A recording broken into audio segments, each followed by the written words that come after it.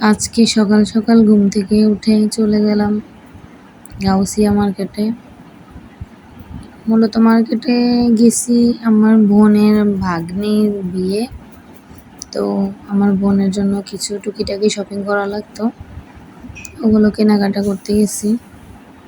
কারণ ওর দুটো ছোট ছোট বাচ্চা আছে, এজন্য মার্কেটে খুব বেশি একটা যায় না, আমি বেশিরভাগ কেনাকাটা করে দেই।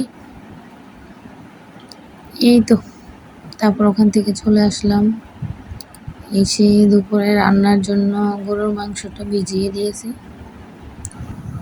প্রতিদিন তো বাচ্চাদের স্কুল থাকে, তো আজকে বাচ্চাদের স্কুল নেই, কারণ নতুন শিক্ষামন্ত্রী, তো ওদের একদিন অনলাইন ক্লাস একদিন অফলাইন ক্লাস, তার উপর বাচ্চাদের পরীক্ষা একদিন পর পর, পরীক্ষা ক্লাস স্কুল সব পেরেশানি, মনে হয় যেন একটু বন্দি জীবন।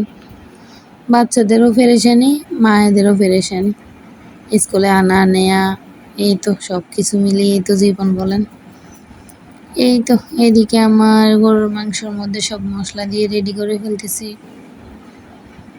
গরুর মাংসতে আমি আবার হাতে মেখে রান্না করি, হ্যাঁ, সব মশলা দিয়ে হাতে মেখে তারপরে বসাই, কারণ আমার আম্মু, আমার মানে আগের মুরব্বী যারা, তারা দেখতাম গরুর মাংস এভাবে হাতে মেখে রান্না করতেন, ভালোই তো লাগতো।